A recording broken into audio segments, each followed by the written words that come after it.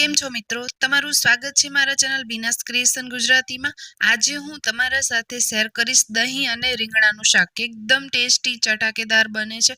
તમે પોતે કહેશો કે આના જેવું બીજું કોઈ શાક બને જ નહીં। તો એટલું ટેસ્ટી આજે આપણે રીંગણા અને દહીંનું શાક બનાવીશું, એ પણ લસણ અને ડુંગળીનો ઉપયોગ કર્યા વગર। તો ચાલો મિત્રો રેસિપી સ્ટાર્ટ કરીએ।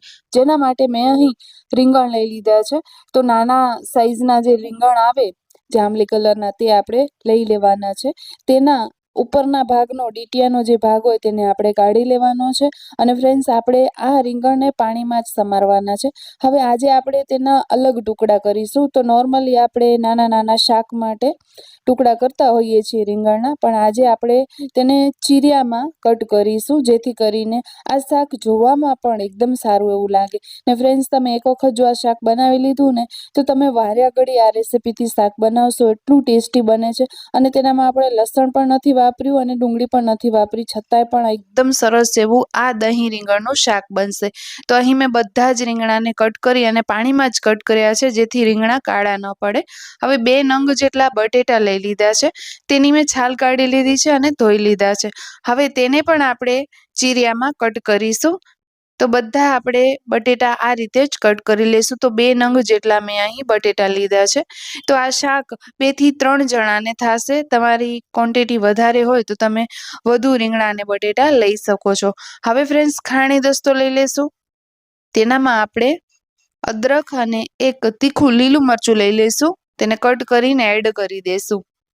હવે મેં અહીં મીઠું નથી ઉમેર્યું, એમને એમ હું તેને કૂટી લઈશ।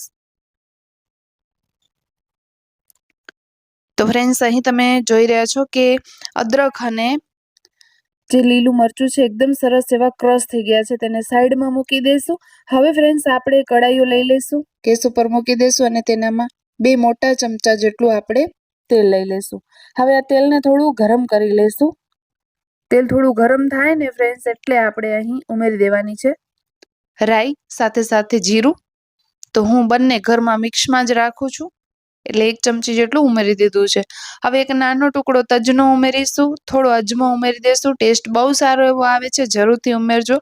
અને એક આપણે તમાલપત્ર ઉમેરીશું, ત્યાર પછી થોડા લીમડાના પાન ઉમેરી દેશું અને ત્યાર પછી થોડી હિંગ ઉમેરી દેશું।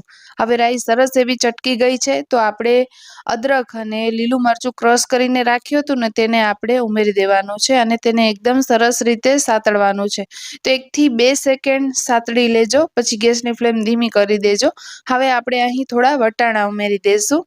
તો અત્યારે લીલા વટાણાની સારી એવી સિઝન છે અને રીંગણ પણ સારા એવા મળી રહ્યા છે। તો રીંગણ ખાવાની ખૂબ જ મજા આવે છે શરદીની સિઝનમાં। તો હવે ફ્રેન્ડ્સ, મેં અહીં પાણી બારે કાઢી અને રીંગણ સાથે સાથે બટેટા બંને એડ કરી દીધા છે અને વઘારમાં આપણે તેને મિક્સ કરી લેવાના છે।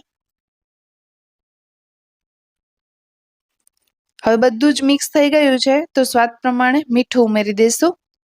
તો ફ્રેન્ડ્સ, આ શાક તમે કુકરમાં પણ બનાવી શકો છો, પણ કુકરમાં આપણે વધારે સીટી થઈ જાય ને તો શાક ગળી જાય છે। તો એનામાં પ્રોપર આપણે ધ્યાન રાખવું પડે છે। અને જો કડાઈયામાં બનાવશો તો તમારી સાથે એવું નહીં થાય, એકદમ રીંગણ અને બટેટાના પીસીસ દેખાશે। હું તમને આગળ વિડીયોમાં પણ બતાવીશ।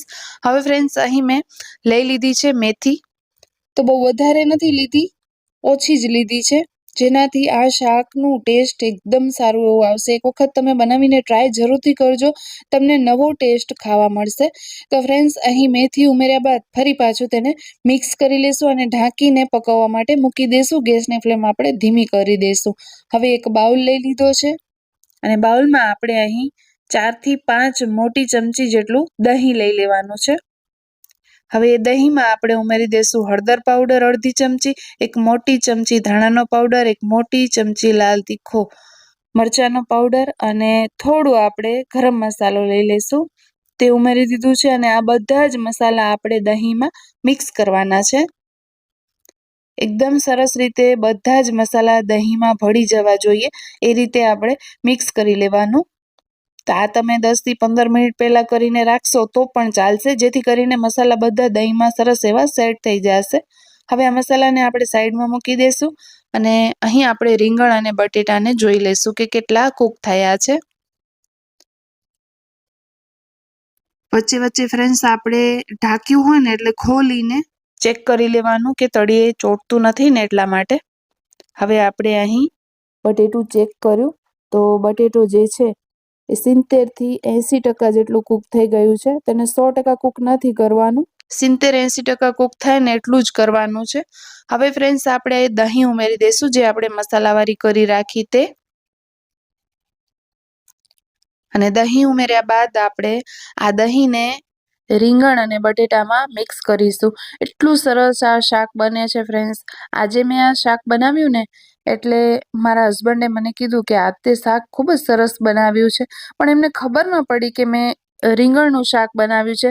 નહીંતર અહીં તમે જોઈ રહ્યા છો કે રીંગણના મેં આટલા મોટા મોટા પીસીસ કર્યા છે, છતાં પણ એમને મને પૂછ્યું કે શેનું શાક બનાવ્યું છે. એકદમ સરસ એવું બન્યું છે. તો ફ્રેન્ડ્સ અહીં મેં થોડું પાણી પણ એડ કરી દીધું છે. જે બાઉલમાં આપણે દહીંવાળો મસાલો કર્યો હતો ને એ જ બાઉલમાં થોડું પાણી નાખી અને ઉમેરી દીધું છે. હવે ફ્રેન્ડ્સ આપણે મીઠાશ માટે થોડું ગોળ વાપરીશું, કારણ કે રીંગણ થોડા કડવાશ પડતા આવતા હોય છે, તો થોડું ગોળ ઉમેરવાનું, જેથી આ શાક ચટપટું બને અને ખાવાની ખૂબ મજા પડે અને કડછું ના લાગે. હવે ફ્રેન્ડ્સ આપણે બધું મિક્સ કરી અને ઢાંકીને પકવી લેશું. તો અહીં તમે જોઈ રહ્યા છો કે શાકનો કલર કેટલો સરસ એવો આવ્યો છે મસાલાના લીધે. એક વખત ચલાવી લઈશું અને આપણે અહીં તેને ચેક કરીશું. તો અહીં આપણા બટેટા એકદમ સરસ એવા તૂટી રહ્યા છે. હવે રસો થોડો ઘાટો થાય ને એના માટે આપણે કવર કરીને તેને પકવી લેશું. અહીં તમે જોઈ રહ્યા છો કે હવે રસો એકદમ સરસ એવો ઘાટો થઈ ગયો છે. પહેલા પાણીવાળું હતું.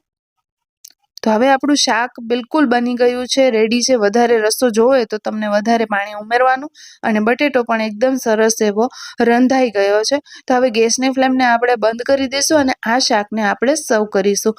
તો આ શાક તમે બનાવ્યું હોય તો તમને બાજુમાં દાળ બનાવી હોય તો બનાવી શકો, અને જો દાળ ન બનાવી હોય ભાત માટે તો તમે આ શાક રસાવાળું બનાવજો. ખૂબ જ ટેસ્ટી એવું લાગે છે. તો ફ્રેન્ડ્સ રેડી છે આપણું રીંગણનું દહીંવાળું શાક. આજનો વિડીયો કેવો લાગ્યો છે કમેન્ટ કરવાનું બિલકુલ ના ભૂલતા. ગમ્યો હોય તો લાઈક કરજો, શેર કરજો. ચેનલ પર પહેલી વાર આવ્યા છો તો સબસ્ક્રાઇબ કરી લેજો. ફરી મળીશું, ત્યાં સુધી આવજો.